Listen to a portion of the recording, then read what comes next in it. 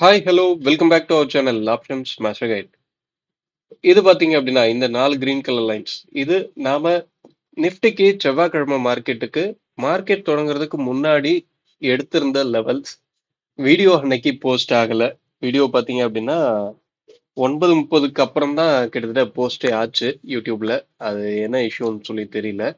நம்ம வீடியோவை எப்பயும் போல காலையிலேயே நம்ம அப்லோட் பண்ணியாச்சு. அப்லோட் ஆனது ஆனால் போஸ்ட் ஆகவே இல்லை. உங்களுக்கு மேபி மார்க்கெட் தொடங்கினதுக்கு அப்புறம் தான் போஸ்ட் ஆயிருந்திருக்கிறதுக்கு வாய்ப்பு. ஓகே. இருந்தாலுமே நாம ரெக்கார்ட் பண்ணது மார்க்கெட்டுக்கு முன்னாடி அப்படின்றது உங்களுக்கு அந்த வீடியோ பார்த்தீங்க அப்படின்னாவே தெரிஞ்சிருக்கும். ஓகே. இந்த 4 கிரீன் கலர் லைன்ஸ் இதை தாண்டி நாம அந்த வீடியோல என்ன சொல்லியிருந்தோம், அதெல்லாம் எப்படி வேலை செஞ்சிருக்கு என்ன அப்படின்றத பாருங்க. மார்க்கெட் ஓப்பன் பிரைஸ் பார்த்தீங்க அப்படின்னா 25,744 அங்க ஓபன் பண்ணிட்டாங்க. நமக்கு முதல் நாளோட க்ளோஸ் அப்படின்றது பார்த்தீங்கன்னா 25,763ல இருந்தது. ஸோ நாம சொல்லியிருந்த ஸ்ட்ரைக்குக்கு மேல க்ளோஸ் ஆயிருந்தது. ஓப்பன் முக்கியம் அப்படின்றத நாம சொல்லியிருந்தோம். அதனால மார்க்கெட் கீழே போகணும் அப்படின்னா 750க்கு கீழே இருந்தா தான் கீழே போக வாய்ப்பு. இல்ல 750க்கு மேல இருந்தா மேல போக வாய்ப்பு. இந்த விஷயம் தான் நாம சொல்லியிருந்தோம். 750க்கு கீழே ஓப்பன் பண்ணிட்டாங்க. ஓப்பன் பண்ணி ஓப்பன்ல இருந்து ஒரு ஹை வந்திருக்காங்க. ஓப்பன்ல இருந்து கிட்டத்தட்ட ஒரு 30 பாயிண்ட் தான் மேல வந்திருக்காங்க. மேல வந்து ஓப்பனுக்கு மேலையும் ப்ரீவியஸ் டே க்ளோஸ் பிரைஸ்க்கு மேலையும் சஸ்டெயின் பண்ண முடியல. அங்க இருந்து தொடர்ந்து ஒரு ஃபால். அந்த ஃபாலும் பாத்தீங்க அப்படின்னா கரெக்டா நம்ம கொடுத்திருந்த S1 தாண்டி பிரேக் பண்ணி வந்துட்டாங்க. அதுக்கு அடுத்து அவங்க ரிஜெக்ட் ஆன எல்லா ஏரியாவும் பாத்தீங்க அப்படின்னா நாம கொடுத்திருந்த S1 அந்த ஏரியால தான். அங்கேயே ஒரு நல்ல சைட்வேஸ்ல டவுன் ட்ரெண்டா இருந்தாங்க. எங்க வந்து சப்போர்ட் எடுத்திருக்காங்க அப்படின்னு பாத்தீங்கன்னா நாம கொடுத்திருந்த S2 அந்த ஏரியா தான். அந்த ஏரியால தான் திரும்ப திரும்ப ஒரு சப்போர்ட். ஒன்ஸ் அதை பிரேக் பண்றாங்க, டைரக்டா ப்ரீவியஸ் டே லோவையும் பிரேக் பண்ணி தொடர்ந்து கீழவே வந்து மார்க்கெட்டை முடிச்சிட்டாங்க. நம்ம சொல்லியிருந்த இந்த ஸ்ட்ரைக்குங்களை பார்த்துருந்தீங்க அப்படின்னா கூட போதும். 25,700 புட்டு, அதுக்கடுத்து 25,900 கால். இவங்க 2 பேர் தான் இன்னைக்கு ஹீரோ ஜீரோக்கு ஆக்டிவா இருக்கக்கூடிய ஸ்ட்ரைக்கா இருக்கும் அப்படின்றது தான் நம்ம கெஸ்ஸா இருந்தது. கிட்டத்தட்ட அந்த மாதிரி தான் இருந்தது. இந்த புட்டோட ஸ்ட்ரைக் எல்லாரும் நினைக்கிற மாதிரி ஒரு 5 ரூபால இருந்து 10 ரூபால இருந்து போகல. ஆனா ஒரு 28 ரூபாய் அந்த பிரைஸ்ல இருந்து நல்ல ஒரு மூவ்மெண்ட் கிட்டத்தட்ட டபுள் ஆயிடுச்சு. ஓகே. நாம பிரீமியத்தை மட்டுமே ஃபாலோ பண்றதுனால தான் இதெல்லாம் நம்மளால முன்னமே எடுக்க முடியுது. முன்னமே எடுத்து ஒரு ப்ரீ பிளானா மார்க்கெட்டுக்குள்ள நம்மளால என்ட்ரி ஆக முடியும். ஓகேங்களா? நீங்க ஒவ்வொரு நாளும் பாத்தீங்க அப்படின்னாவே நான் சொல்றதுதான் நடக்குது அப்படின்ற மாதிரியே இருக்கும். ஆனா அதை மட்டுமே நம்பி ஒவ்வொரு நாளும் உங்க ட்ரேட் அப்படின்றத எடுத்துறாதீங்க. உங்க ட்ரேட் எப்பவுமே உங்களோட அனலைஸ்ல தான் இருக்கும். ஏன்னா உங்க பணத்தை உங்களால மட்டும்தான் காப்பாற்ற முடியும். வேற யாராலையும் உங்க பணத்தை காப்பாற்ற முடியாது. அதை எப்பயும் மைண்ட்ல வச்சுக்கோங்க. யாரையும் நம்பாதீங்க. மார்க்கெட்டை பொறுத்தவரை யாரையும் நம்பாதீங்க. மார்க்கெட்ல 100% அப்படின்னு ஒண்ணு கிடையவே கிடையாது. ஸோ அதை நம்பி அதை மட்டுமே ஃபோக்கஸ் பண்ணி நீங்க ஒரு ஸ்ட்ராட்டஜியை பில்ட் பண்றதோ இல்ல அந்த மாதிரி யாரோ சொல்றாங்க அப்படின்னு சொல்லி அவங்கள ஃபாலோ பண்றதோ பண்ணாதீங்க. மார்க்கெட்ல ப்ராபபிலிட்டி அப்படின்றது தான். இதுல நீங்க உங்க பணத்தை எப்படி மேனேஜ் பண்றீங்க, மார்க்கெட்டை எப்படி புரிஞ்சுக்கிறீங்க, உங்க பணத்தை எப்படி மேனேஜ் பண்றீங்க, இதுலதான் உங்க சக்சஸ் இருக்கு. ஓகேங்களா? ஓகே. இப்போ நம்ம இதெல்லாம் ரிமூவ் பண்ணிட்டு நாளைக்கு உண்டான லெவல்ஸ். நாளைக்கு சென்செக்ஸோட எக்ஸ்பைரி இருக்கு. இன்னைக்கு லீவ் நல்லா போயிடுச்சு. டைரக்டா நாளைக்கு எக்ஸ்பைரி டேல ஓப்பன் ஆக போகுது. சென்செக்ஸ் என்ன சொல்றான், நிஃப்டியோட லெவல்ஸ் என்ன அப்படின்றது எல்லாத்தையும் நாம அடுத்து பார்ப்போம். ஓகே. நாளைக்கு உண்டான லெவல்ஸ் மார்க் பண்ணியாச்சு. என்ன அப்படின்னா 25,770, 25,698, 25,553, 25,479.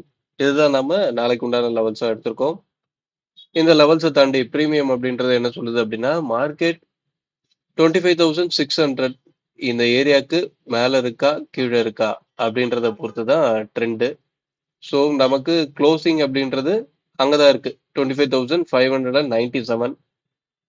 Open above, closing price above previous day close பிரைஸ்க்கு மேல இருக்கானா இல்ல கீழே இருக்கானா, இதுக்கு மேல இருக்கிற வரையும் கீழே இருக்கிற வரையும் என்ன நடக்குது, கீழே இருக்கிற வரையும் ப்ரீவியஸ் டே க்ளோஸ் ப்ரைஸ்க்கு கீழே இருக்கிற வரையும் கீழே போக வாய்ப்பு. ஏன்னா நாம கொடுத்துருக்க ஸ்ட்ரைக் அந்த இடத்துல தான் இருக்கு. க்ளோஸ் ப்ரைஸ்க்கு மேல இருக்கிற வரையும் தொடர்ந்து மேல போகக்கூடிய வாய்ப்பா இருக்கும். அதுவும் எது வரையும் அப்படின்னா நான் எதிர்பார்க்கறது 25,750 இந்த ஏரியா. இந்த ஏரியா அப்படின்றது ஒரு நல்ல ரெசிஸ்டண்டா இருக்கிறதுக்கு வாய்ப்பு.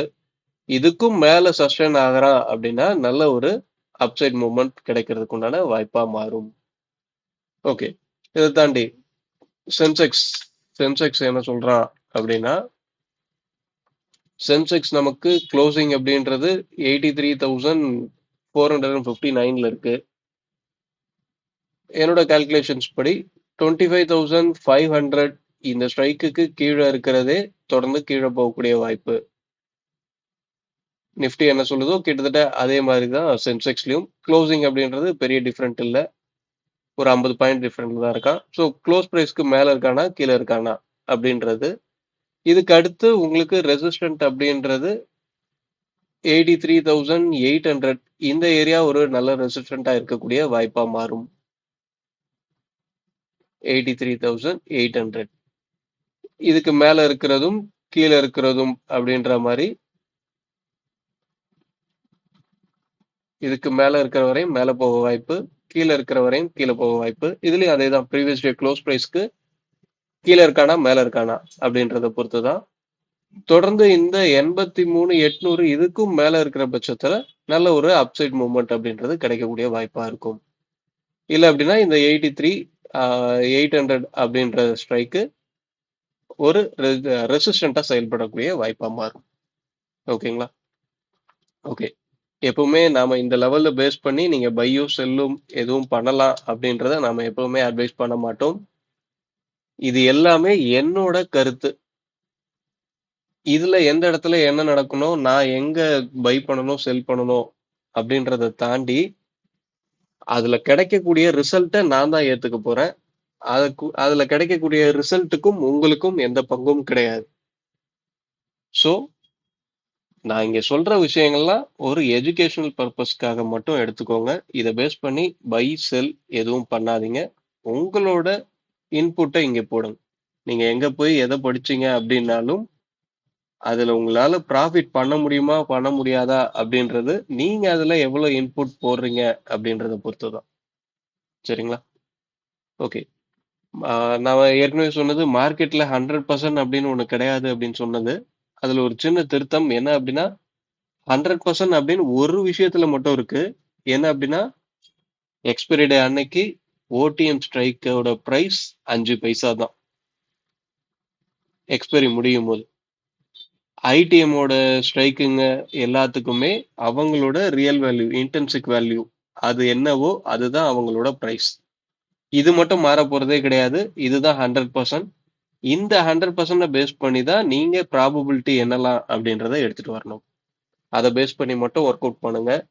ப்ரீமியம் சொல்றது தான் ஸ்பாட் கேட்கும், ஸ்பாட் சொல்றத ப்ரீமியம் கேட்காது.